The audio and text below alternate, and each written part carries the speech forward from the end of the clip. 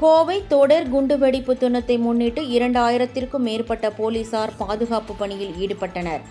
கோவையில் கடந்த 1998ஆம் ஆண்டு பிப்ரவரி மாதம் 14ஆம் தேதி தொடர் குண்டுகள் சம்பவம் நடைபெற்றது. இதில் 58 பேர் உயிரிழந்தனர், பலர் காயமடைந்தனர். இந்த குண்டுவெடிப்பில் உயிரிழந்தவர்களுக்கு ஒவ்வொரு ஆண்டும் பிப்ரவரி 14ஆம் தேதி இந்து அமைப்புகள் மற்றும் பாஜகவினர் சார்பில் அஞ்சலி செலுத்தப்பட்டு வருகிறது. இதை முன்னிட்டு கோவை மாநகர காவல் ஆணையர் சரவணசுந்தர் தலைமையில் 2000 போலீசார் பாதுகாப்பு பணியில் ஈடுபட்டனர். கோவை குண்டுவெடிப்பு தினத்தை முன்னிட்டு விஸ்வ இந்து பரிஷத் பஜ்ரங் தள் சார்பாக 27ஆம் ஆண்டு நினைவஞ்சலி நிகழ்ச்சி நடைபெற்றது. பேரூர் படித்துறையில் திதி கொடுத்து அஞ்சலி செலுத்தினர். இன்னைக்கு நம்ம இங்கே எதுக்கு வந்திருக்கோம்னு கேட்டோம்னா 1998 பிப்ரவரி 14 கோயம்புத்தூரில் மிகப்பெரிய ஒரு குண்டு வெடிப்பு. கிட்டத்தட்ட அது 27 வருஷம் ஆச்சு இன்னைக்கோட. அதில் 58 பேர் செத்துருக்கிறாங்க, 200க்கும் மேற்பட்டோர் படுகாயம் அடைஞ்சிருக்கிறாங்க, உடல் ஊனமுற்றிருக்காங்க.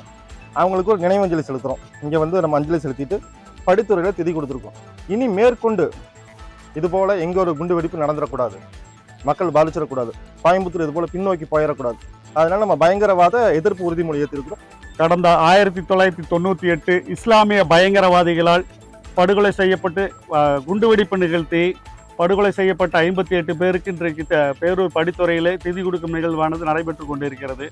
இந்த மாதிரி சம்பவம் வந்து எங்கேயுமே நடக்கக்கூடாது. நாட்டில் எந்த நாட்டில் நடந்தாலுமே அந்த நாட்டில் இருக்கக்கூடிய அரசாங்கம் என்ன பண்ணுவாங்கன்னா அந்த நாளை வந்து துக்க நாளை அறிவித்து அவங்களுக்கு நினைவு தூண் அமைச்சு வருடம் அதை வந்து கடைபிடிப்பாங்க. ஆனால் இந்த அரசாங்கம் வந்து 2 திராவிட கட்சிகள்கிட்ட நம்ம கிட்டத்தட்ட 26 வருடமாக கேட்டுட்டு இருக்கிறோம். இந்த மாதிரி இறந்தவங்களுக்கு ஒரு நினைவு தூண் அமைக்கணும், இந்த மாதிரி பயங்கரவாத செயல்களில் ஈடுபடக்கூடியவங்களை கடுமையாக இது பண்ணக்கூடாது அப்படின்னு சொல்லி பண்ணிட்டு இருக்கோம்.